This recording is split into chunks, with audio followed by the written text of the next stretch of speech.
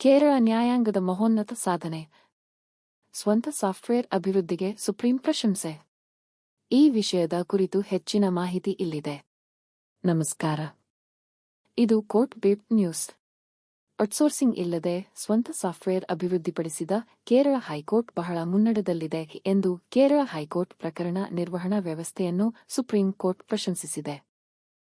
ಸಂಪೂರ್ಣ ಸ್ವಯಂಚಾಲಿತ ಹಾಗೂ ಕಾಗದರಹಿತ ನ್ಯಾಯಾಲಯವನ್ನು ಸಾಧಿಸುವ ಉದ್ದೇಶದಿಂದ ಕೇರಳ ಹೈಕೋರ್ಟ್ ಪರಿಚಯಿಸಿದ ಪ್ರಕರಣ ನಿರ್ವಹಣಾ ವ್ಯವಸ್ಥೆಯನ್ನು ಅಂದರೆ ಕೇಸ್ ಮ್ಯಾನೇಜ್ಮೆಂಟ್ ಸಿಸ್ಟಂಗೆ ಸುಪ್ರೀಂ ಕೋರ್ಟ್ ಭಾರೀ ಪ್ರಶಂಸೆ ವ್ಯಕ್ತಪಡಿಸಿದೆ.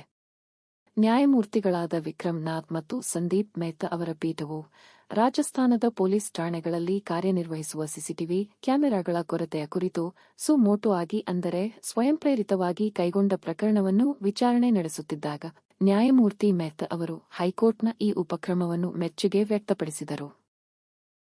ಸೀನಿಯರ್ ಅಡ್ವೊಕೇಟ್ ಸಿದ್ಧಾರ್ಥ್ ದವೆ ಅವರು ಕೇಂದ್ರ ಸರ್ಕಾರವು ಕೇಂದ್ರೀಕೃತ ಡ್ಯಾಶ್ಬೋರ್ಡ್ಗಾಗಿ ಸಾಫ್ಟ್ವೇರ್ ಅಭಿವೃದ್ಧಿಪಡಿಸಿ ಅದನ್ನು ರಾಜ್ಯಗಳು ಅಳವಡಿಸಿಕೊಳ್ಳುವಂತೆ ನ್ಯಾಯಾಲಯ ಕೇಳಬಹುದು ಎಂದು ಸಲಹೆ ನೀಡಿದರು.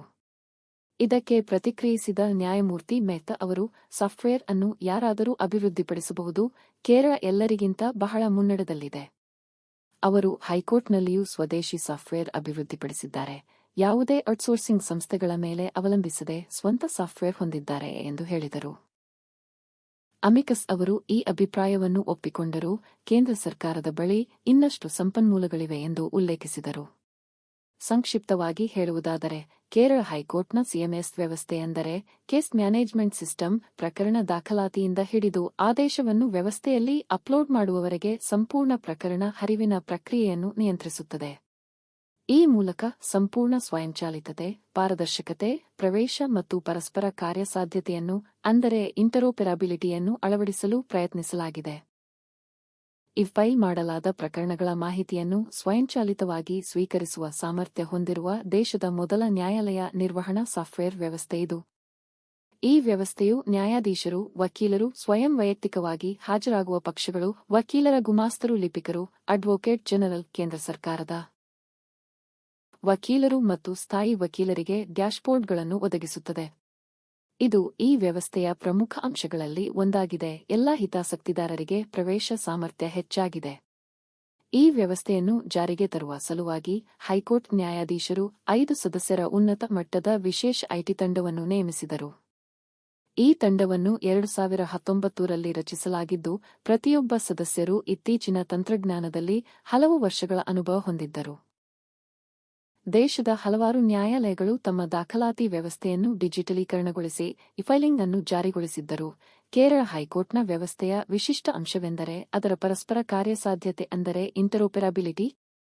ಇದು ಎಲ್ಲಾ ಹಿತಾಸಕ್ತಿದಾರರಿಗೆ ದೂರಸ್ಥವಾಗಿ ರಿಮೋಟ್ಲಿ ಆಗಿ ಪ್ರವೇಶಿಸಬಹುದಾಗಿದ್ದು, ನ್ಯಾಯ ವಿತರಣಾ ವ್ಯವಸ್ಥೆಯಲ್ಲಿ ಹೆಚ್ಚಿನ ಜನಸಾಂಖ್ಯಿಕ ವರ್ಗದ ಪಾಲ್ಗೊಳ್ಳುವಿಕೆಗೆ ಅವಕಾಶ ಕಲ್ಪಿಸುತ್ತದೆ.